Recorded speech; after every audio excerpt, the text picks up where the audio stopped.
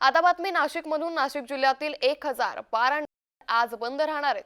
Bar and restaurant असोसिएशननं आज लाक्षणिक संप पुकारलाय।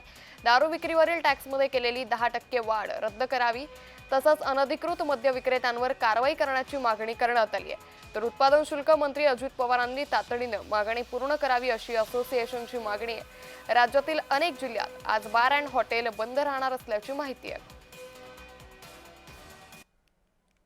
रेस्टॉरंट बार असोसिएशनच्या वतीने आज लाक्षणिक संप पुकारण्यात आलेला आहे।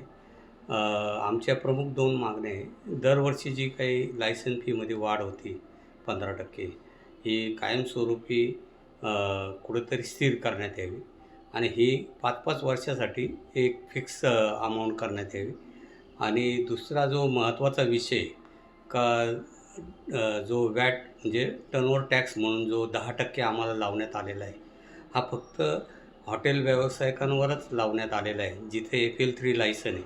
आमचं असं म्हणणं आहे का बुवा हा फर्स्ट पॉईंटवर लावण्यात यावा, जेणेकरून हा सगळ्या जे मदनिर्मिती जिथं होती त्या फर्स्ट पॉईंटवर लावले तर हा टॅक्स शासनाला मोठ्या प्रमाणात वसूल केला जाईल। तर नाशिकमधून ही मोठी बातमी। या संदर्भात अधिक माहिती घेऊयात आमचे प्रतिनिधी किरण गोटूर यांच्याकडून। किरण, जिल्ह्यातील 1000 बार अँड रेस्टॉरंट आज बंद राहणार आहेत, काय अधिक अपडेट?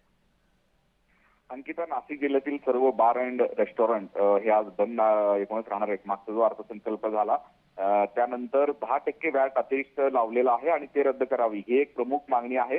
आणि इतरही ज्यावेळेस वर्षाला निश्चित किरण, त्यामुळे एकंदरीतच आता नाशिकमधील बार अँड रेस्टॉरंट बंद राहतील असं चित्र सध्या दिसतंय। धन्यवाद आपण दिलेल्या सविस्तर माहितीसाठी।